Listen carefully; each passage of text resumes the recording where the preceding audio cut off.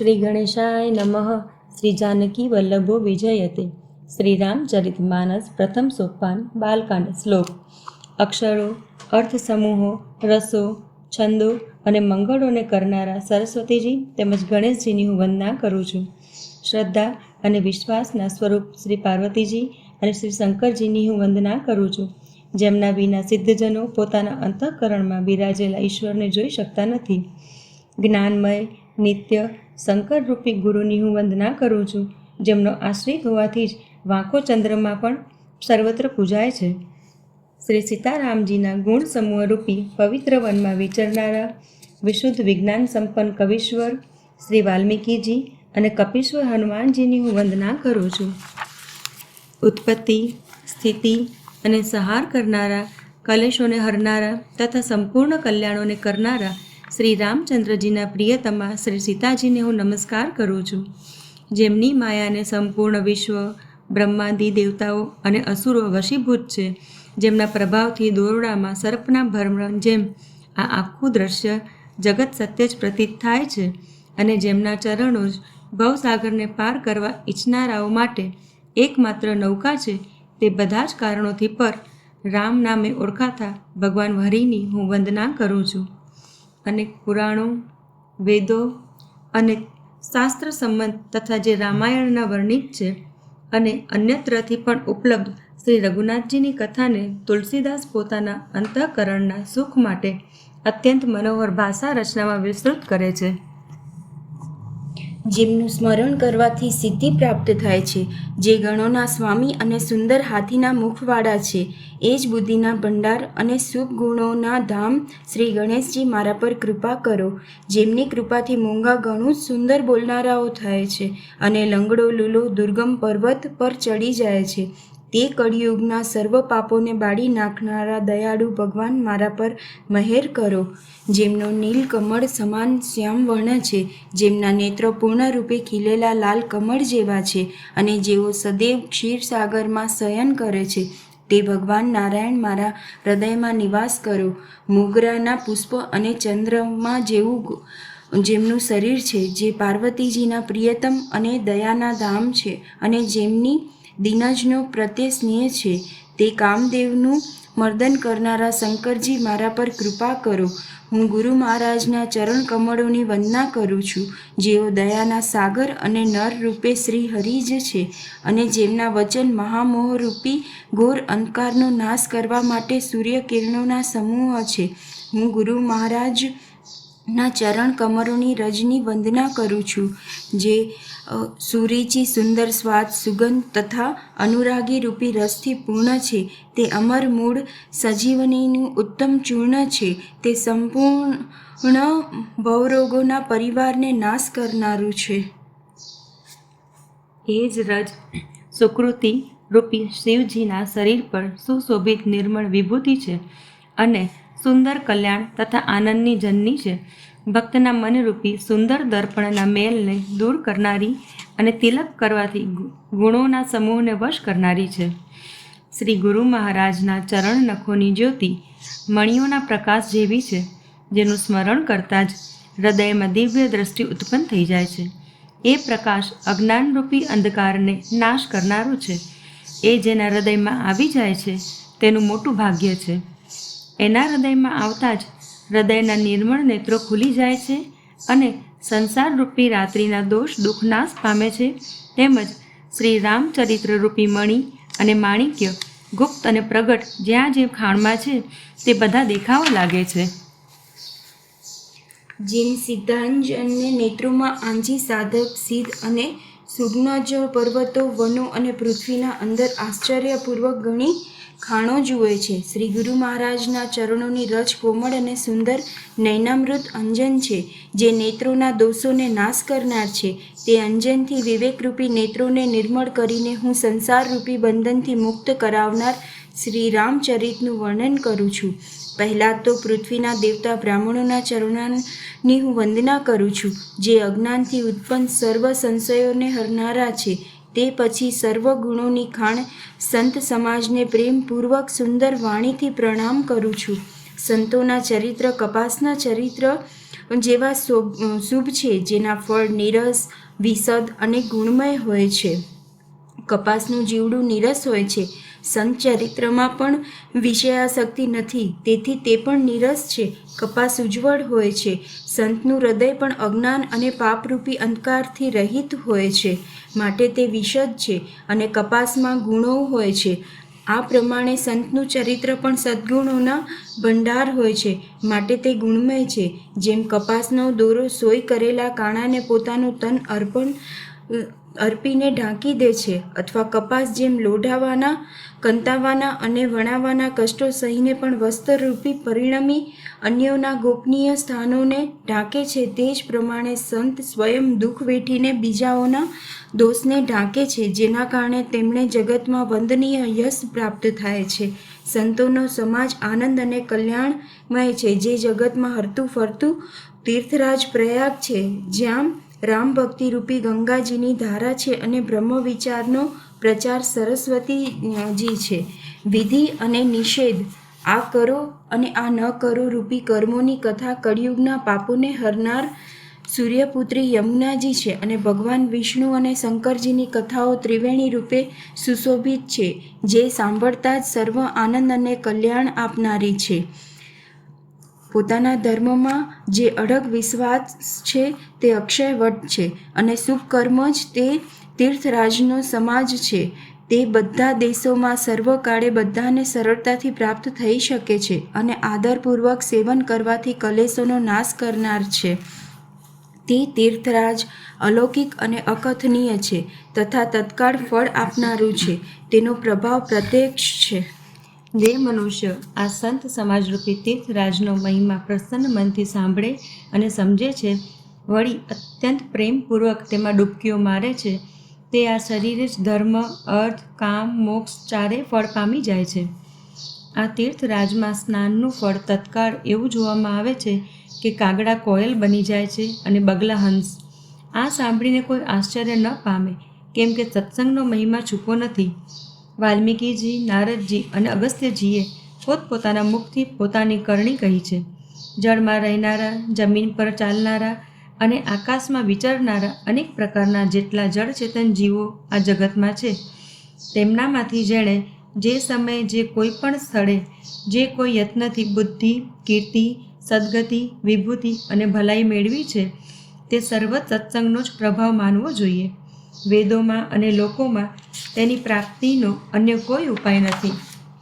સત્સંગ વિના વિવેક નથી મળતો, અને શ્રી રામજીની કૃપા વિના તે સત્સંગ સરળતાથી મળતો નથી. સત્સંગતિ આનંદ અને કલ્યાણનું મૂળ છે. સત્સંગની પ્રાપ્તિ જ ફળ છે, અને સર્વ સાધનો તો ફૂલ છે. દુષ્ટો પણ સત્સંગ ગતિ પામીને સુધરી જાય છે. જેમ પારસમણીના સ્પર્શથી લોખંડ પણ સોહામણું થઈ જાય છે, પરંતુ દૈવયોગે ક્યારેક જો સજ્જન કુસંગતિમાં પડી જાય છે, તો તે ત્યાં પણ સાપના મણીની જેમ પોતાના ગુણોનું જ અનુસરણ કરે છે. અર્થાત જેવી રીતે સાપનો સંસર્ગ પામીને પણ મણી તેના વિષને ગ્રહણ કરતો નથી, તથા પોતાના સરળ ગુણ પ્રકાશને છોડતો નથી, તેવી રીતે સાધુ પુરુષો દુષ્ટોના સાથે રહીને પણ બીજાઓને પ્રકાશ જ આપે છે. દુષ્ટોનો તેઓ પર કોઈ પ્રભાવ પડતો નથી. બ્રહ્મા, વિષ્ણુ, શિવ, કવિ અને પંડિતોની વાણી પણ સંત મહિમાનું વર્ણન કરતાં સંકોચાય છે, જે મારાથી કોઈ પણ રીતે કહી શકાતું નથી. જેમ શાકભાજી વેચનારાથી મણીઓના ગુણ સમૂહ કહી શકાતા નથી. હું સંતોને પ્રણામ કરું છું, જેમના ચિત્તમાં સમતા છે, જેમનો ન કોઈ મિત્ર છે અને ન કોઈ શત્રુ. જેમ અંજલિમાં રાખેલા સુંદર ફૂલ, જે હાથે ફૂલોને ચૂંટ્યા અને જેણે તેઓને રાખ્યા, તે બંને હાથોને સમાન રૂપે સુગંધિત કરે છે. સંતો સરળ હૃદય અને જગતને હિતકારી હોય છે. તેમના એવા સ્વભાવ અને સ્નેહને જાણીને હું વિનય કરું છું. મારા આ બાળ વિનયને સાંભળી કૃપા કરીને શ્રી રામજીના ચરણોમાં મને પ્રીતિ આપો. હવે હું ખરા ભાવથી દૃષ્ટોને પ્રણામ કરું છું, જે કારણ વિના પણ પોતાનું હિત કરનાર પર પણ પ્રતિકૂળ આચરણ કરે છે. અન્યોના હિતની હાનિ જેમની દ્રષ્ટિએ લાભ છે, જેઓને બીજાઓના ઉજ્જવળવાથી હર્ષ અને વસવાથી વિષાદ થાય છે, જેઓ હરિ અને હરના યશરૂપી પૂર્ણિમાના ચંદ્રમા માટે રાહુ જેવા છે, અર્થાત જ્યાં પણ ભગવાન વિષ્ણુ અથવા શંકરના યશનું વર્ણન થાય છે ત્યાં તેઓ વિઘ્ન કરે છે અને અન્યની નિંદા કરવામાં સહસ્ત્ર બાહુ જેવા વીર છે, જેઓ અન્યના દોષો 1000 આંખોથી જુએ છે અને અન્યના હિતરૂપી ઘી માટે જેમના મન માખી જેવા છે. અર્થાત જેવી રીતે માખી ઘીમાં પડી તેને ખરાબ કરી નાખે છે અને પોતે પણ મરી જાય છે, તેવી જ રીતે દુષ્ટ લોકો બીજાઓના પરિપૂર્ણ થયેલા કાર્યને પોતાનું નુકસાન કરીને પણ બગાડી નાખે છે.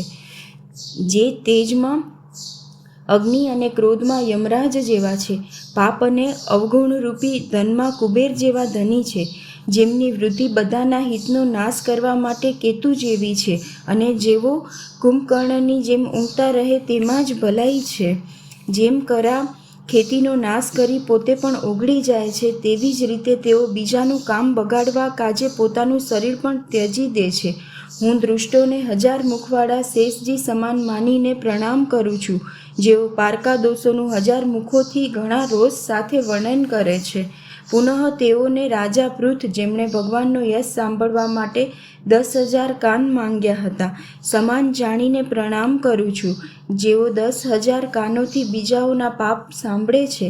તે પછી ઇન્દ્ર સમાન જાણીને તેઓને નમું છું, જેઓને સુરા મદિરા સારી અને હિતકારી જણાય છે, સુરા જેમને મદપ્રિય છે, જેમને કઠોર વચનરૂપી વ્રજ સદૈવ પ્રિય લાગે છે અને જેઓ 1000 આંખોથી અન્યોના દોષોને નિહાળે છે. દુષ્ટોની આ રીતિ છે કે તેઓ ઉદાસીન, શત્રુ અથવા મિત્ર કોઈનું પણ હિત સાંભળી બળે છે. આ જાણીને બેઉ કર જોડીને આ સેવક પ્રેમપૂર્વક તેઓને નમે છે. મેં પોતાની બાજુથી વિનંતી કરી છે, પરંતુ તેઓ પોતાની બાજુથી કદી નહીં ચૂકે. કાગડાઓને ઘણા પ્રેમથી પાળો, પરંતુ તેઓ શું કદી માંસના ત્યાગી થઈ શકશે? હવે હું સંત અને અસંત બંનેના ચરણોની વંદના કરું છું. બંને દુઃખ આપનારા તો છે, પરંતુ બંનેમાં થોડોક તફાવત કહેવાયો છે. તે તફાવત એ છે કે એક તો વિખૂટા પડતા સમયે પ્રાણ હરી લે છે અને બીજા મળે છે ત્યારે દારૂણ દુઃખ આપે છે. બંને જગતમાં એક સાથે ઉત્પન્ન થાય છે, પણ કમળ અને જળોની જેમ તેઓના ગુણ જુદા જુદા હોય છે. સાધુ અમૃત સમાન અને અસાધુ મદિરા સમાન છે. બંનેને ઉત્પન્ન કરનાર જગતરૂપી અગાધ સમુદ્ર એક જ છે. ભલા અને બુરા પોતપોતાની કરણી અનુસાર સુંદર યશ અથવા અપયશની સંપત્તિ પામે છે. સાધુ અમૃત, ચંદ્રમા, ગંગાજી સમાન છે, તથા વ્યાધુ દુષ્ટો વિષ, અગ્નિ, કળિયુગના પાપોની નદી અર્થાત કર્મનાશા સમાન છે. એમના ગુણ અવગુણ સર્વ કોઈ જાણે છે, પરંતુ જેને જે ગમે તેને તે જ સારું લાગે છે. ભલો ભલાઈ જ શોભે છે અને નીચ પોતાની નીચતાથી જ શોભે છે. અમૃત અમરતા માટે વખણાય છે અને વિષ મારવા માટે. દુષ્ટોના પાપો અને અવગુણોની તથા સાધુઓના ગુણોની કથાઓ બંને અપાર અને અથાગ સમુદ્ર છે. તેમાંથી થોડુંક ગુણો અને દોષોનું વર્ણન કરવામાં આવ્યું છે, કારણ કે વગર ઓળખે તેઓને ગ્રહણ કે ત્યાગ ન થઈ શકે. ભલા બુરા સર્વ બ્રહ્માએ ઉત્પન્ન કરેલા છે, પણ ગુણ અને દોષોના વિચાર કરી વેદોએ તેમને જુદા જુદા કરી દીધા છે. વેદ, ઇતિહાસ અને પુરાણ કહે છે કે બ્રહ્માની આ સૃષ્ટિ ગુણ અવગુણોથી છવાયેલી છે. દુઃખ સુખ, પાપ પુણ્ય, દિન રાત, સાધુ અસાધુ, સુજાતિ કુજાતિ, દાનવ દેવતા, ઊંચ નીચ, અમૃત વિષ, સુજીવન મૃત્યુ, માયા બ્રહ્મ, જીવ ઈશ્વર, સંપત્તિ દરિદ્રતા, રંક રાજા, કાશી મગધ, ગંગા કર્મનાશા, મારવાડ માળવા, બ્રાહ્મણ કસાઈ, સ્વર્ગ નર્ક, અનુરાગ વૈરાગ્ય, એમના ગુણ દોષોનો વિભાગ વેદ શાસ્ત્રોએ કરી દીધેલ છે. વિધાતાએ આ જળ ચેતન વિશ્વને ગુણ દોષમય રચ્યું છે, પરંતુ સંતરૂપી હંસ દોષરૂપી જળને ત્યજી ગુણરૂપી દૂધને જ ગ્રહણ કરે છે. વિધાતા જ્યારે આ રીતે વિવેક આપે છે ત્યારે દોષોને ત્યજીને મન ગુણોમાં અનુરુક્ત થાય છે. કાળ સ્વભાવ અને કર્મની પ્રબળતાથી ભલા લોકો સાધુ પણ માયાને વશ થઈ ક્યારેક ક્યારેક ભલાઈને ચૂકી જાય છે. ભગવાનના ભક્તો જેમ તે ભૂલીને સુધારી લે છે અને દુઃખ દોષોનો નાશ કરી નિર્મળ યશ આપે છે, તે જ પ્રમાણે દુષ્ટો પણ ક્યારેક ક્યારેક ઉત્તમ સંગ પામીને ભલાઈ કરે છે. પરંતુ તેઓનો કદીએ નાશ ન પામનાર મલિન સ્વભાવ ટળતો નથી. જેઓ ઠગ છે, સારો વેશ બનેલો જોઈને વેશના પ્રતાપે તેઓને પણ જગત પૂજે છે, પરંતુ કોઈને કોઈ દીને તેમનું પોલ પકડાઈ જ જાય છે. જેમ કાલનેમી, રાવણ અને રાહુનું પકડાયું હતું, તેમ છેવટ સુધી તેમનું કપટ નભતું નથી. ખરાબ વેશ ધારણ કરવા છતાં સાધુનું સન્માન જ થાય છે, જેમ જગતમાં જામવાન અને હનુમાનજીનું થયું. ખરાબ સોબતથી હાનિ અને સારી સંગતિથી લાભ થાય છે. આ વાત લોક અને વેદમાં છે અને બધા જ લોકો એને જાણે છે. પવનના સંગથી ધૂળ આકાશમાં ઉડે છે અને તે જ નીચ જળના સંગથી કાદવમાં મળી જાય છે. સાધુના ઘરના પોપટ મેના રામ રામ રટે છે અને અસાધુના ઘરના પોપટ મેના ગાળોનો વરસાદ યાદ કરી કરી વરસાવે છે. કુસંગના કારણે ધુમાડો મેસ બને છે, તે જ ધુમાડો સુંદર શાહી બનીને પુરાણ લખવાના કામમાં આવે છે અને તે જ ધુમાડો જળ, અગ્નિ અને પવનના સંગથી વાદળ બનીને જગતને જીવન આપનાર બની જાય છે. ગ્રહ, ઔષધ, જળ, વાયુ અને વસ્ત્ર આ બધા જ કુસંગ અને સુસંગ પામીને સંસારમાં સારા અને નરસા પદાર્થ બની જાય છે. ચતુર અને વિચારશીલ પુરુષો જ આ વાતને સમજી શકે છે. મહિનાના બંને પખવાડિયામાં પ્રકાશ અને અંધકાર સમાન જ રહે છે, પરંતુ વિધાતાએ તેમના નામમાં ભેદ કર્યા છે. એકનું નામ શુક્લ અને બીજાનું નામ કૃષ્ણ રાખી દીધું. એકને ચંદ્રમાને વૃદ્ધિ આપનાર અને બીજાને ઘટાડનાર સમજીને જગતને એકેને સુયશ અને બીજાને અપયશ આપ્યો છે. જગતમાં જેટલા જળ અને ચેતન જીવો છે, બધાને રામમય જાણીને હું તે બધાના ચરણ કમળોની સદા બંને હાથ જોડીને વંદના કરું છું. દેવતા, દૈત્ય, મનુષ્ય, નાગ, પક્ષી, પ્રેત, ભૃત, ગંધર્વ, કિન્નર અને નિશાચર સર્વને હું પ્રણામ કરું છું. હવે બધા મારા પર કૃપા કરો. 84 લાખ યોનિઓમાં 4 પ્રકારના સ્વદેજ, અંડજ, ઉદિવજ, જરાયુજ જીવ જળ, પૃથ્વી અને આકાશમાં રહે છે. તે સર્વથી ભરેલા આ સમસ્ત સંસારને શ્રી સીતારામમય જાણીને હું બંને હાથ જોડી પ્રણામ કરું છું. મને પોતાનો દાસ જાણીને દયાની ખાણરૂપ આપ સર્વ મળીને કપટ ત્યજી કૃપા કરો. મને પોતાના બુદ્ધિબળ પર વિશ્વાસ નથી, એટલે હું સૌને વિનંતી કરું છું. શ્રી રઘુનાથજીના ગુણોનું વર્ણન કરવા ઈચ્છું છું, પરંતુ મારી બુદ્ધિ ઓછી છે અને શ્રી રામજીનું ચરિત્ર અગાધ છે, તે માટે મને કાવ્યના એક પણ ઉપાય અને અંગનું જ્ઞાન નથી. મારું મન અને બુદ્ધિ દરિદ્રના છે, પરંતુ મનોરથ રાજાનો છે. મારી બુદ્ધિ તો અત્યંત અલ્પ છે અને આકાંક્ષા ઘણી ઊંચી છે. ઈચ્છા તો અમૃત પામવાની છે, પણ જગતમાં છાસ પણ નથી મેળવી શકતો. સજ્જનો મારી દૃષ્ટાને ક્ષમા કરશે અને મારા બાળ વચનોને મનથી પ્રેમપૂર્વક સાંભળશે. જેમ બાળક જ્યારે તોતડા વચન કહે છે તો તેના માતા પિતા તે પ્રસન્ન ચિત્તથી સાંભળે છે, પરંતુ ક્રૂર, કુટિલ અને ખોટા વિચારવાળા લોકો જે અન્યોના દોષોને જ ભૂષણ રૂપે ધારણ કરનારા છે, તેઓ હસશે. રસીલી હોય કે અત્યંત મોડી, પોતાની કવિતા કોને સારી નથી લાગતી, પરંતુ જેઓ બીજાની રચનાને સાંભળી હર્ષિત થાય છે, તેવા ઉત્તમ પુરુષ જગતમાં ઘણા નથી. હે ભાઈ, જગતમાં તળાવો અને નદીઓની જેમ મનુષ્ય ઘણા છે, જેઓ નવું જળ પામીને પોતાના જ પૂરથી વધે છે. સમુદ્ર જેવો તો કોઈ એક વિરલો જ સજ્જન હોય છે, જે પૂર્ણ ચંદ્રમાને જોઈ હર્ષિત થઈ જાય છે. મારું ભાગ્ય નાનું છે અને ઈચ્છા ઘણી મોટી છે, પરંતુ મને એક વિશ્વાસ છે કે આને સાંભળીને સજ્જનો સર્વે સુખ પામશે અને દુષ્ટો મસ્કરી કરશે. પરંતુ દુષ્ટોના હસવાથી તો મારું હિત જ થશે. મધુર કંઠવાળી કોયલને કાગડાઓ તો કઠોર જ કહેતા હોય છે. જેમ બગલા હંસને અને દેડકા ચાતકને હસે છે, તેવી જ રીતે મલિન મનવાળા દુષ્ટો નિર્મળ વાણી પ્રત્યે હસે છે. જેઓ કવિતાના રસિક છે, પણ જેઓને શ્રી રામચંદ્રજીના ચરણોમાં પ્રીતિ નથી, તેમના માટે પણ આ કવિતા સુખદ હાસ્યરસનું કામ આપશે. પ્રથમ તો આ ભાષાની રચના છે, બીજું મારી બુદ્ધિ ભોળી છે, એટલે આ હસવા યોગ્ય તો છે જ, હસવામાં તેઓનો કોઈ દોષ નથી. જેઓને ન તો પ્રભુના ચરણોમાં પ્રીતિ છે અને ન તો સારી સમજણ છે, તેઓને આ કથા સાંભળવામાં મોડી લાગશે. જેમને શ્રી હરિ અને શ્રી હરના ચરણોમાં પ્રીતિ છે તથા જેમની બુદ્ધિ કુર્તક કરનારી નથી, જે શ્રીહરિહરમાં ભેદ કે ઊંચ નીચની કલ્પના નથી કરતા તેઓને શ્રી રઘુનાથજીની આ કથા મીઠી મધુરી લાગશે. સજ્જનો આ કથાને પોતાના ચિત્તમાં શ્રી રામજીની ભક્તિથી શોભિત જાણીને સુંદર વાણીથી વખાણ કરતાં કરતાં સાંભળશે. હું ન તો કવિ છું, ન તો વાક્ય રચનામાં પણ કુશળ છું. હું તો સર્વ કળાઓ તથા સર્વ વિદ્યાઓ રહિત છું. વિવિધ પ્રકારના અક્ષરો, અર્થ અને અલંકાર, અનેક રીતની છંદ રચના, ભાવો અને રસોના અપાર ભેદ તથા કવિતાના જાત જાતના ગુણદોષ હોય છે.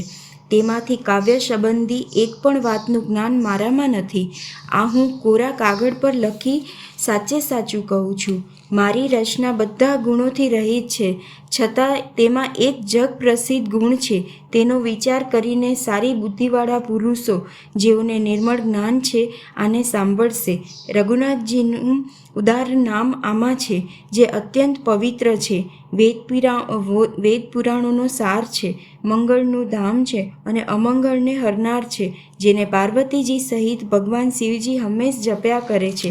સારા કવિ દ્વારા રચાયેલી જે ઘણી અદ્ભુત કવિતા છે તે પણ રામ નામ વિના શોભા નથી પામતી. જેમ ચંદ્રમા સમાન મુખવાળી સુંદર સ્ત્રી સર્વ પ્રકારે સુસજ્જિત હોવા છતાં પણ વસ્ત્ર વિના શોભતી નથી. આનાથી વિપરીત કુકવિએ રચેલ સર્વ ગુણોથી રહિત કવિતાને પણ રામના નામ અને યશથી અંકિત જાણીને બુદ્ધિમાન લોકો સન્માનપૂર્વક ગાય અને સાંભળે છે. કારણ કે સંતજન ભમરાની જેમ ગુણોને જ ગ્રહણ કરનારા હોય છે. જો કે મારી આ રચનામાં કવિતાનો એક પણ રસ નથી, તેમ છતાં એમાં શ્રી રામજીનો પ્રતાપ પ્રગટ છે. મારા મનમાં આ એક જ વિશ્વાસ છે, ઉત્તમ સંગથી ભલા કોણે મોટાઈ નથી મેળવી. ધુમાડો પણ અગરના સંગથી સુગંધિત થઈને પોતાના સ્વભાવથી કડવાશનો ત્યાગ કરી દે છે. મારી કવિતા કઢંગી જરૂર છે, પરંતુ તેમાં જગતનું કલ્યાણ કરનારી શ્રી રામ કથારૂપી ઉત્તમ વસ્તુનું વર્ણન કરવામાં આવ્યું છે. તુલસીદાસજી કહે છે કે શ્રી રઘુનાથજીની કથા મંગળ કરનારી અને કળિયુગના પાપોને હરનારી છે. મારી આ કઢંગી કવિતારૂપી નદીનું વહેણ પવિત્ર જળવાળી નદી ગંગાજીના વહેણની જેમ વાંકું છે. પ્રભુ શ્રી રઘુનાથજીના સુંદર યશના સંગથી આ કવિતા સુંદર તથા સજ્જનોના ચિત્તને ગમનાર બની જશે. સ્મશાનની અપવિત્ર રખ્યા પણ શ્રી મહાદેવજીના અંગોના સંગથી સુહામણી લાગે છે અને સ્મરણ કરતાં જ પવિત્ર કરનારી બને છે. શ્રી રામજીના યશના સંગથી મારી કવિતા સર્વને અત્યંત પ્રિય બનશે. જેમ મલયાચલ પર્વતના સંગથી કાષ્ઠમાત્ર વંદનીય બની જાય છે, ત્યારે શું કોઈ કાઠનો વિચાર કરે છે? શ્યામા ગાય કાળી હોવા છતાં તેનું દૂધ ઉજ્જવળ અને ઘણું ગુણકારી હોય છે, એમ સમજીને બધા લોકો તેને પીએ છે. આ જ પ્રમાણે ગામઠી ભાષામાં હોવા છતાં શ્રી સીતારામજીના યશને બુદ્ધિમાન લોકો ઘણા પ્રેમથી ગાય અને સાંભળે છે. મણિ, માણેક અને મોતીની જે સુંદર ક્રાંતિ છે તે સર્પ, પર્વત અને હાથીના મસ્તક પર ખાસ શોભિત નથી. રાજાના મુગટ અને સુંદર સ્ત્રીના શરીરને પામીને જ તે સર્વ ઘણી શોભાને પામે છે. બુદ્ધિમાન લોકો કહે છે કે તે જ રીતે સુકવિની કવિતા પણ ઉત્પન્ન ક્યાંક બીજે થાય અને શોભા અન્યત્ર ક્યાંક પામે છે. અર્થાત કવિની વાણીથી ઉત્પન્ન થયેલ કવિતા તે સ્થળે શોભા પામે છે કે જ્યાં તેના વિચાર, પ્રચાર તથા તેમાં વર્ણવેલ આદર્શનું ગ્રહણ અને અનુસરણ થાય છે. કવિના સ્મરણ કરતાની સાથે જ તેની ભક્તિને લીધે સરસ્વતીજી બ્રહ્મલોક છોડીને દોડી આવે છે. સરસ્વતીજીના દોડી આવવાથી લાગેલ તેમનો થાક રામચરિતરૂપી સરોવરમાં તેમને નવડાવ્યા વિના અન્ય કરોડો ઉપાયોથી પણ દૂર થતો નથી. કવિ અને પંડિત પોતાના હૃદયમાં આવો વિચાર કરીને કળિયુગના પાપોને હરનાર શ્રીહરિના યશનું જ ગાન કરે છે. સંસારી મનુષ્યના ગુણગાન ગાવાથી સરસ્વતીજી માથું પીટીને પછતાવા માંડે છે કે હું કેમ આના બોલાવાથી આવી. બુદ્ધિમાન લોકો હૃદયને સમુદ્ર, બુદ્ધિની છીપ અને સરસ્વતીને સ્વાતિ નક્ષત્ર સમાન જાણે છે. તેમાં જો શ્રેષ્ઠ વિચારરૂપી જળ વરસે તો મુક્તામણીના જેવી સુંદર કવિતા ઉપજે. તે કવિતારૂપ મુક્તામણીઓને યુક્તિપૂર્વક વિંધીને રામચરિત્રરૂપી સુંદર દોરામાં પરોવી સજ્જન લોકો પોતાના નિર્મળ હૃદયમાં ધારણ કરે છે, જેથી અત્યંત અનુરાગરૂપ શોભા થાય છે. તેઓ અંતક પ્રેમને પ્રાપ્ત કરે છે. જેઓ ઉગ્ર કળિયુગમાં જન્મ્યા છે, જેઓની કરણી કાગડા જેવી છે અને વેશ હંસ જેવો છે, જેઓ વેદમાર્ગ તેજી કુમાર્ગે ચાલે છે, જેઓ કપટની મૂર્તિ અને કળિયુગના પાપોના પાત્રો છે, જેઓ શ્રીરામજીના ભક્ત કહેવડાવી લોકોને ઠગે છે, જેઓ ધન, ક્રોધ તથા કામના ગુલામ છે અને જેઓ ધતિંગ કરનારા, ધર્મધ્વજ ધારણ કરનારા અને પ્રપંચના ધંધાનો ભાર ઉપાડનારા છે, જગતના આવા લોકોમાં સર્વપ્રથમ મારી ગણતરી છે. જો હું મારા સર્વે અવગુણોને કહેવા માંડું તો કથા ઘણી મોટી થઈ જશે અને હું પાર નહીં પાડી શકું. તેથી મેં ઘણા ઓછા અવગુણોનું વર્ણન કર્યું છે. બુદ્ધિમાન લોકો થોડામાં ઘણું સમજી જશે. મારી અનેક પ્રકારની વિનંતીને સ્વીકારી કોઈ પણ આ કથાને સાંભળી દોષ નહીં આપે. તેમ છતાં પણ જેઓ શંકા કરે તેઓ તો મારા કરતાં પણ વધુ મૂર્ખ અને બુદ્ધિના રંક છે. હું ન તો કવિ છું, ન ચતુર કહેવડાવું છું. પોતાની બુદ્ધિ અનુસાર શ્રી રામજીના ગુણ ગાઉં છું. ક્યાં તો શ્રી રઘુનાથજીના અપાર ચરિત્ર અને ક્યાં સંસારમાં આસક્ત મારી બુદ્ધિ. જે વાયુથી મેરુ જેવા પર્વત ઉડી જાય છે, કહો જોઈએ તેની સામે રૂ કઈ ગણતરીમાં છે? શ્રી રામજીની અસીમ પ્રભુતાને સમજીને કથા રચનામાં મારું મન ઘણું ખચકાય છે. સરસ્વતીજી, શેષજી, શિવજી, બ્રહ્માજી, શાસ્ત્ર, વેદ અને પુરાણ તે સર્વે નેતિ નેતિ કહીને કાયમ જેમનું ગુણગાન કર્યા કરે છે.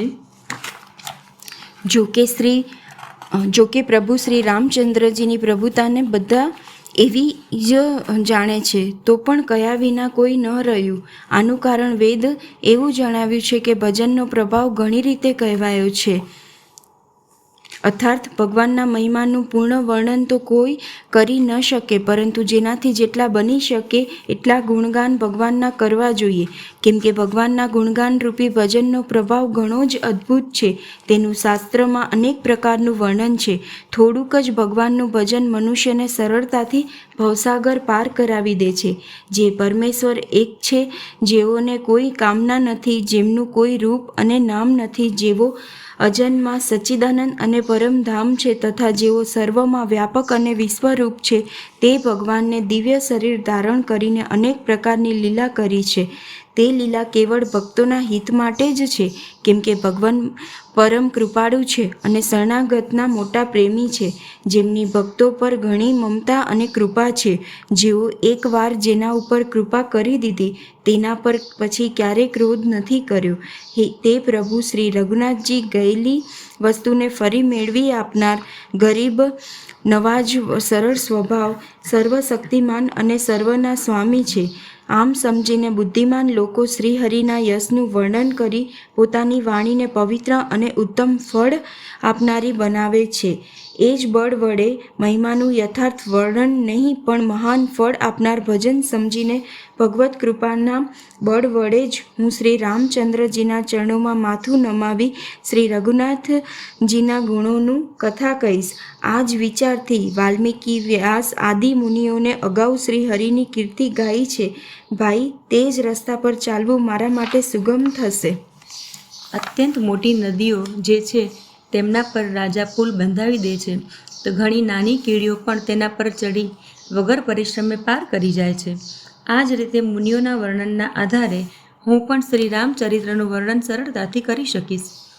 આ રીતે મનને મજબૂત કરીને હું શ્રી રઘુનાથજીની સોહામણી કથાની રચના કરીશ. વ્યાસ આદિ જે અનેક શ્રેષ્ઠ કવિ થઈ ગયા છે, જેમણે ઘણા આદરથી શ્રી હરિનો સુયશ વર્ણવ્યો છે, હું તે સર્વેના ચરણ કમળોમાં પ્રણામ કરું છું. તેઓ મારા સર્વે મનોરથોને પૂર્ણ કરે. કળિયુગના તે કવિઓને પણ હું નમસ્કાર કરું છું, જેમણે શ્રી રઘુનાથજીના ગુણ સમૂહોનું વર્ણન કર્યું છે. જે મોટા બુદ્ધિમાન પ્રાકૃત કવિઓ છે, જેઓએ ભાષામાં હરિચરિત્રનું વર્ણન કર્યું છે, આવા જે કવિઓ અગાઉ પણ થઈ ચૂક્યા છે, જેઓ આ સમયે હયાત છે અને જેઓ આગળ થશે, તે સર્વેને હું નિષ્કપટ ભાવથી પ્રણામ કરું છું. આપ સર્વે પ્રસન્ન થઈને આ વરદાન આપો કે સાધુ સમાજમાં મારી કવિતાનું સન્માન થાય. કેમ કે બુદ્ધિમાન લોકો જે કવિતાનો આદર નથી કરતા, મૂર્ખ કવિ જ તેની રચનાનો વ્યર્થ પરિશ્રમ કરે છે. કીર્તિ, કવિતા અને સંપત્તિ તે જ ઉત્તમ છે જે ગંગાજીની જેમ સર્વેનું હિત કરનારી હોય. શ્રી રામચંદ્રજીની કીર્તિ તો ઘણી સુંદર છે, પરંતુ મારી કવિતા કઢંગી છે, આ દ્વિધાભર્યું છે, તેથી જ મને ચિંતા છે.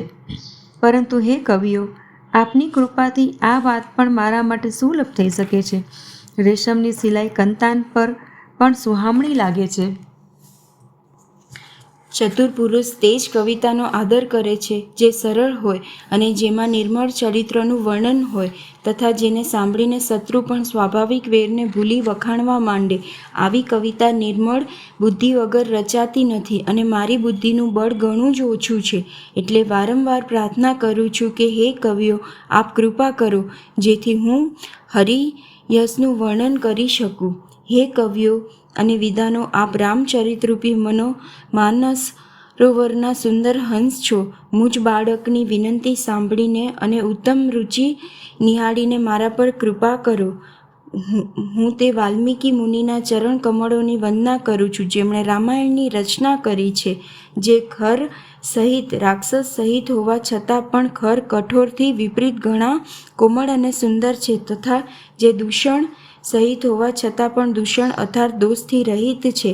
ચારેય વેદોની હું વંદના કરું છું, જે સંસાર સમુદ્રને તરવા માટે વહાણના જેવા છે, તથા જેઓને શ્રી રઘુનાથજીના નિર્મળ યશનું વર્ણન કરતા સ્વપ્નમાં પણ ખેદ થતો નથી, થાક નથી લાગતો. હું બ્રહ્માજીના ચરણ રેણુની વંદના કરું છું, જેમણે ભવસાગર બનાવ્યો છે, જ્યાંથી એક બાજુએ સંત જનની રૂપી અમૃત, ચંદ્રમા અને કામધેનુ નીકળ્યા અને બીજી બાજુથી દૃષ્ટ જનની રૂપી વિષ તથા મદિરા ઉત્પન્ન થયા. દેવતા, બ્રાહ્મણ, પંડિત, ગ્રહો એ સર્વના ચરણોની હું વંદના કરીને હાથ જોડીને કહું છું કે આપ પ્રસન્ન થઈને મારા સર્વ સુંદર મનોરથોને પૂર્ણ કરો. વળી હું સરસ્વતીજી અને દેવનદી ગંગાજીની વંદના કરું છું. બંને પવિત્ર અને મનોહર ચરિત્રવાળા છે. એક ગંગાજી સ્નાન કરવાથી અને જળ પીવાથી પાપોને હારે છે, તથા બીજી સરસ્વતીજી ગુણ અને યશ કહેવા સાંભળવાથી અજ્ઞાનનો નાશ કરી દે છે. શ્રી મહેશ અને પાર્વતીને હું પ્રણામ કરું છું, જે મારા ગુરુ અને માતા પિતા છે, જે દીનબંધુ અને નિત્ય દાન કરનારા છે, જે સીતાપતિ શ્રી રામચંદ્રજીના સેવક, સ્વામી અને સખા છે, તથા મારું તુલસીદાસનું સર્વ પ્રકારે કપટ રહિત હિત કરનારા છે. જે શંકર પાર્વતીએ કળિયુગને જોઈને જગતના હિત માટે સાબર મંત્ર સમૂહોની રચના કરી, જે મંત્રોના અક્ષર અમેળ છે, જેમનો ન કોઈ ખરો અર્થ હોય છે અને જપ પણ નથી થતો, તેમ છતાં શ્રી શિવજીના પ્રતાપે જેમનો પ્રભાવ પ્રત્યક્ષ છે, તે ઉમાપતિ શિવજી મારા પર પ્રસન્ન થઈને શ્રી રામજીની આ કથાને આનંદ અને મંગળનું મૂળ બનાવશે. આ રીતે પાર્વતીજી અને શિવજી બંનેનું સ્મરણ કરીને તથા તેમનો પ્રસાદ પામીને હું હૃદયપૂર્વક શ્રી રામચરિત્રનું વર્ણન કરું છું. મારી કવિતા શ્રી શિવજીની કૃપાથી એવી સુશોભિત થશે, જેમ તારાગણ સહિત ચંદ્રમાની સાથે રાત્રિ શોભિત થાય છે. જે આ કથાને પ્રેમ સહિત અને સાવચેતી સાથે સમજી વિચારી કહેશે, સાંભળશે, તે કળિયુગના પાપોથી રહિત તથા સુંદર કલ્યાણના ભાગીદાર બની શ્રી રામચંદ્રજીના ચરણોના પ્રેમી બનશે. જો મારા પર શ્રી શિવજી અને પાર્વતીજીની સ્વપ્નમાં પણ સાચે સાચ પ્રસન્નતા હોય, તો મેં આ ભાષા કવિતાનો જે પ્રભાવ કહ્યો છે તે સર્વ સત્ય થાય.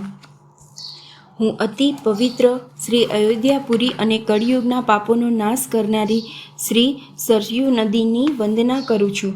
વળી અવધપુરીના તે નર નારીઓને પ્રણામ કરું છું, જેમના પર પ્રભુ શ્રી રામચંદ્રજીની મમતા ઓછી નથી, અર્થાત ઘણી છે.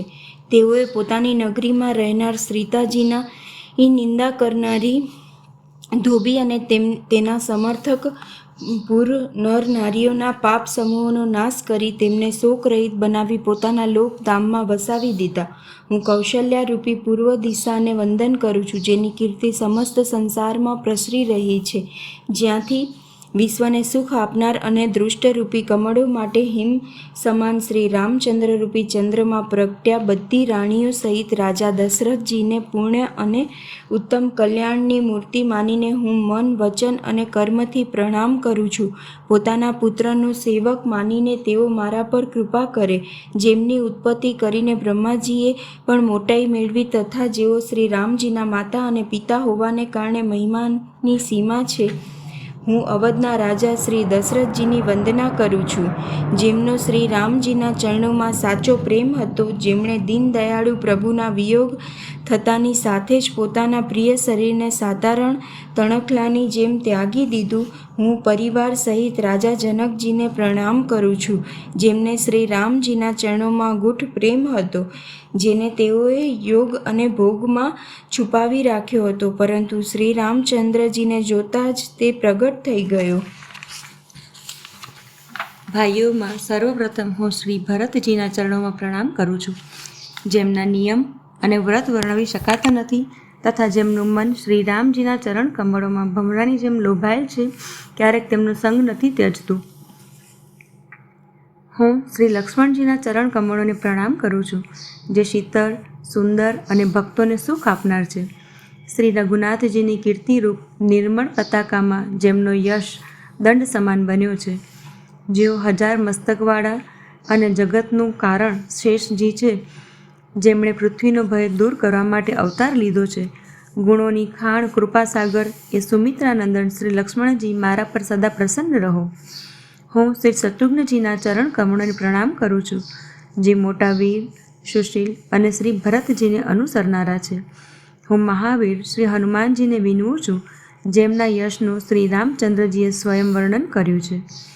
હું પવનકુમાર શ્રી હનુમાનજીને પ્રણામ કરું છું, જેઓ દુષ્ટરૂપી વનને ભસ્મ કરવા માટે અગ્નિરૂપ છે, જેઓ જ્ઞાનની ઘન મૂર્તિ છે અને જેમના હૃદયરૂપી ભવનમાં ધનુષ બાણ ધારણ કરેલા શ્રી રામજી નિવાસ કરે છે.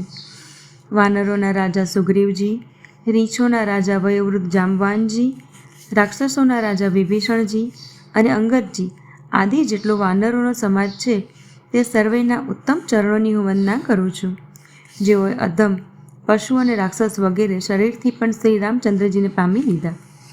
પશુ, પક્ષી, દેવતા, મનુષ્ય, અસુર સહિત જેટલા શ્રી રામજીના ચરણોના ઉપાસક છે, હું તે સર્વેના ચરણ કમળોની વંદના કરું છું, જેઓ શ્રી રામજીના નિષ્કામ સેવક છે. સુખદેવજી, સનકાદિક, નારદ મુનિ વગેરે જેટલા ભક્ત અને પરમ જ્ઞાની શ્રેષ્ઠ મુનિઓ છે, હું ધરતી પર શીશ ટેકવી તે સર્વને પ્રણામ કરું છું.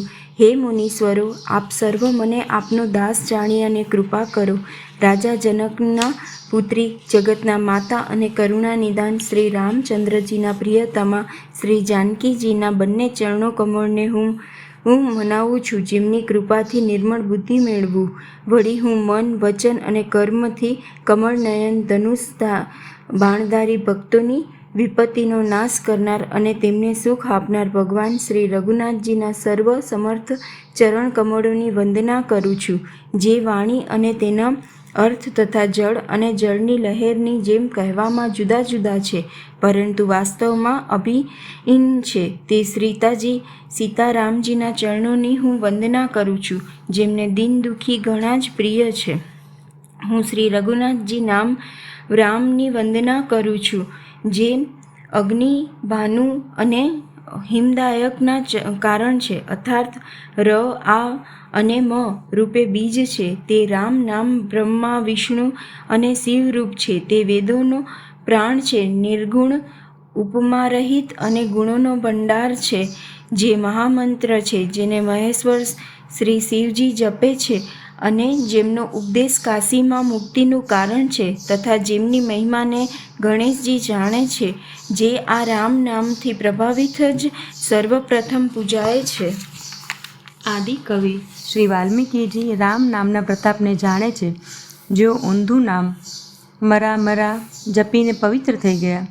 એક રામ નામ સહસ્ત્ર નામ સમાન છે, એવા શ્રી શિવજીના વચન સાંભળીને પાર્વતીજી સદા પોતાના પતિની સાથે રામ નામનો જપ કરતા રહે છે.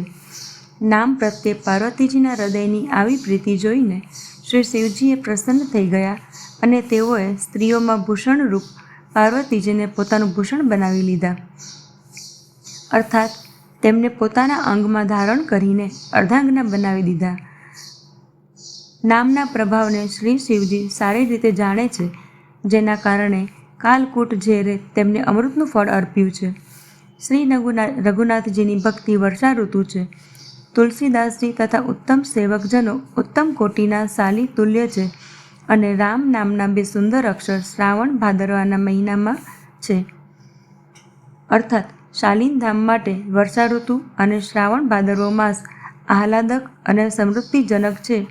એવી જ રીતે હું તુલસી આદિ ઉત્તમ ભક્તો માટે શ્રી રામની ભક્તિ અને શ્રી રામ નામના 2 વર્ણ, બંને અક્ષર મધુર અને મનોહર છે, જે વર્ણમાળા રૂપે શરીરના નેત્રો છે, ભક્તોનું જીવન છે તથા સ્મરણ કરવામાં સર્વે માટે સુલભ અને સુખ આપનાર છે અને જે આ લોકમાં લાભ અને પરલોકમાં નિર્વાહ કરે છે. એ કહેવા, સાંભળવા અને સ્મરણ કરવામાં ઘણા જ સારા છે. તુલસીદાસને તો શ્રી રામ લક્ષ્મણ જેવા પ્રિય છે. તેનું જુદું જુદું વર્ણન કરવાથી પ્રીતિ અલગ પડી જાય છે. અર્થાત બીજ મંત્રની દ્રષ્ટિએ તેમના ઉચ્ચારણ, અર્થ અને ફળમાં ભિન્નતા દેખાઈ આવે છે, પરંતુ આ જીવ અને બ્રહ્માના સમાન સ્વભાવથી સાથે રહેનારા સદા એક રૂપ અને એક રસ છે. આ બંને અક્ષર નર નારાયણ સમાન સુંદર ભાઈઓ છે, જે જગતનું પાલન અને વિશેષ રૂપે ભક્તોની રક્ષા કરે છે. તે ભક્તિ રૂપિણી સુંદર સ્ત્રીના કાનોનું સુંદર આભૂષણ કર્ણફૂલ છે અને જગતના હિત માટે નિર્મળ ચંદ્ર અને સૂર્ય છે. તે સુંદર ગતિ મોક્ષરૂપી અમૃતનો સ્વાદ અને તૃપ્તિ જેવો છે. કચ્છપ અને શેષજીની જેમ પૃથ્વીને ધારણ કરનાર છે. ભક્તોના મનરૂપી સુંદર કમળમાં વિહાર કરનારા ભમરા જેવો છે અને જીભરૂપી યશોદાજીને માટે શ્રી કૃષ્ણ અને બલરામ જેવા છે. તુલસીદાસજી કહે છે, શ્રી રઘુનાથજીના નામના બંને અક્ષરો ઘણી શોભા આપે છે. જેમનામાં એક રકાર છત્રરૂપ રેફથી અને બીજો મકાર મુગટમણી અનુસ્વાર રૂપે સર્વ અક્ષરોની ઉપર છે. સમજવામાં નામ અને નામી બંને એક જ છે, પરંતુ બંનેમાં પરસ્પર સ્વામી અને સેવકની જેમ પ્રીતિ છે. અર્થાત નામ અને નામીમાં પૂર્ણ એકતા હોવા છતાં પણ જેમ સ્વામીના પાછળ સેવક ચાલે છે, તેવી જ રીતે નામના પાછળ નામી ચાલે છે. શ્રી પ્રભુ રામજી પોતાના રામ નામનું જ અનુગમન કરે છે. નામ લેતા જ ત્યાં આવી જાય છે. નામ અને રૂપ બંને ઈશ્વરની ઉપાધિ છે. તેઓ ભગવાનના નામ અને રૂપ બંને અવર્ણનીય છે, અનાદિ છે અને સુંદર શુદ્ધ ભક્તિયુક્ત બુદ્ધિથી જ એમનું સ્વરૂપ ઓળખાઈ જાય છે. આમ નામ અને રૂપમાં કોણ મોટું છે, કોણ નાનું, એમ કહેવું તો અપરાધ છે. એમના ગુણોનું તારતમ્ય સાંભળી સાધુ પુરુષ પોતે જ સમજી જશે. રૂપ નામને આધીન દેખાય છે. નામ વિના રૂપનું જ્ઞાન થઈ ન શકે. કોઈ પણ વિશેષ રૂપ તેનું નામ જાણ્યા વગર હથેળીમાં રાખ્યું હોવા છતાં પણ ઓળખાતું નથી, અને રૂપને જોયા વગર પણ નામનું સ્મરણ કરવામાં આવે તો વિશેષ પ્રેમની સાથે તે રૂપ હૃદયમાં વસી જાય છે. નામ અને રૂપની ગતિની કથા અકથનીય છે. તે સમજવામાં સુખદાયક છે, પરંતુ તેનું વર્ણન નથી કરી શકાતું. નિર્ગુણ અને સગુણની વચ્ચે નામ સુંદર સાક્ષી છે અને બંનેનું યથાર્થ જ્ઞાન કરાવનાર ચતુર દુભાષીઓ છે. તુલસીદાસજી કહે છે કે જો તું અંદર અને બહાર બંને બાજુ પ્રકાશ ઈચ્છતો હોય તો મુખરૂપી દ્વારના જીભરૂપી ઉમરા પર રામ નામરૂપી મણિદીપકને મૂક. બ્રહ્માએ નિર્માણ કરેલ આ પ્રપંચ દ્રશ્ય જગતથી ઉત્તમ રીતે મુક્તિ મેળવેલા વૈરાગ્યવાળા મુક્ત યોગી પુરુષ આ નામને જ જીભથી જપતા રહીને જાગે છે અને નામ તથા રૂપથી રહિત અનુપમ, અનિર્વચનીય, અનામય બ્રહ્મ સુખનો અનુભવ કરે છે. જે પરમાત્માના ગૂઢ રહસ્યને જાણવા ઈચ્છે છે તે જિજ્ઞાસુ પણ નામને જીભથી જપીને તેને જાણી લે છે. સાધક તલ્લીન બનીને નામનો જપ કરે છે અને અણીમાદી 8 સિદ્ધિઓને પામી સિદ્ધ બની જાય છે. સંકટથી ગભરાયેલા આર્ત ભક્તો નામ જપ કરે છે તો તેમના ઘણા ભારે અનિષ્ટકર સંકટો ટળી જાય છે અને તેઓ સુખી થઈ જાય છે.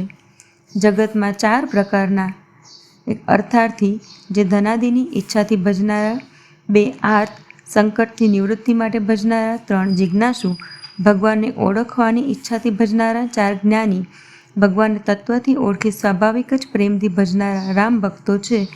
અને 4 પુણ્યાત્મા, પાપરહિત અને ઉદાર છે. 4 ચતુર ભક્તોને નામનો જ આધાર છે. એમાં જ્ઞાની ભક્ત ભગવાનને શિવ વિશેષ રૂપે પ્રિય છે.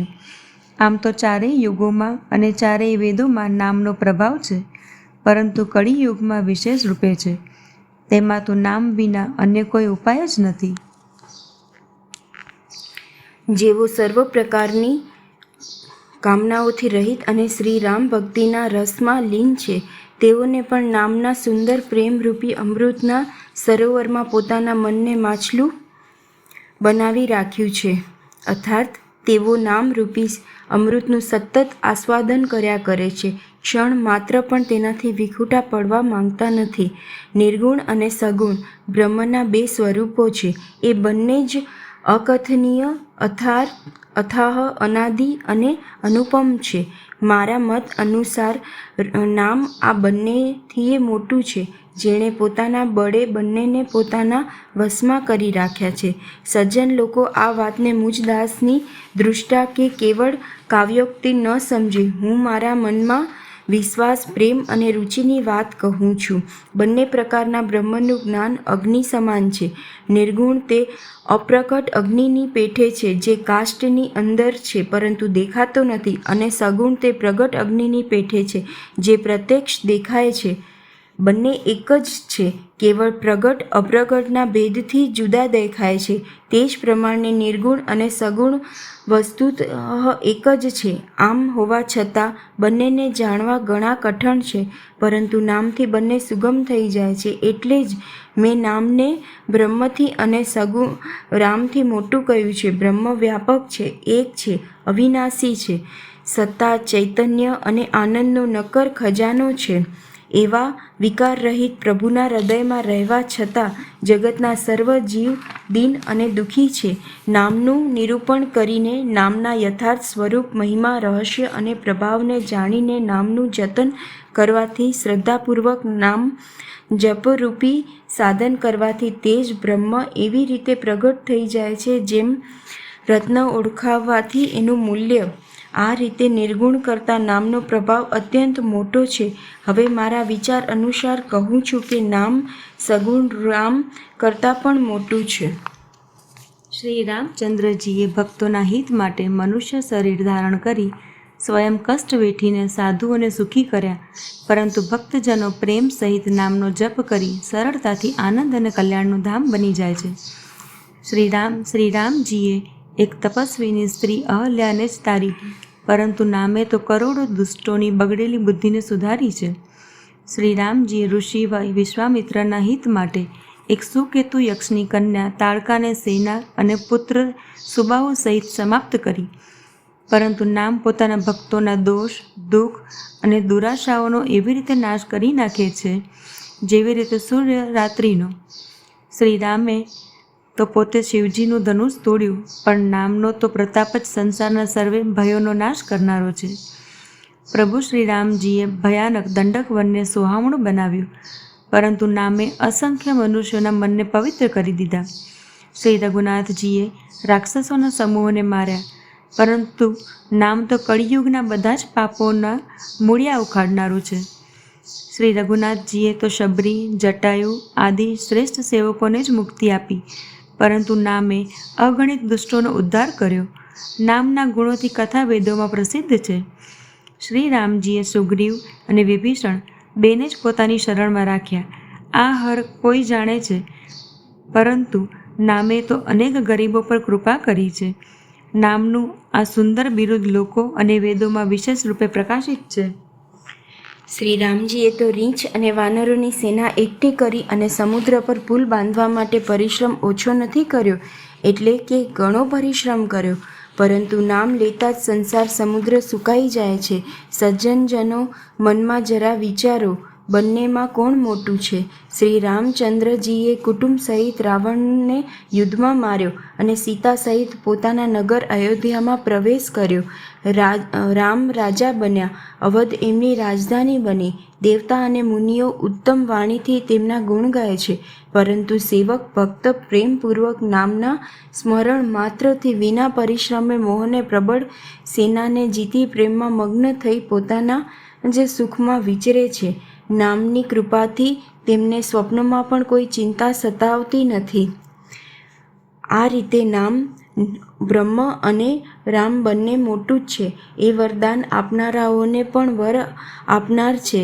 શ્રી શિવજીએ પોતાના હૃદયમાં આ જાણીને 100 કરોડ રામચરિતોમાંથી આ રામ નામને ગ્રહણ કર્યું છે. માસ પારાયણ પહેલો વિશ્રામ.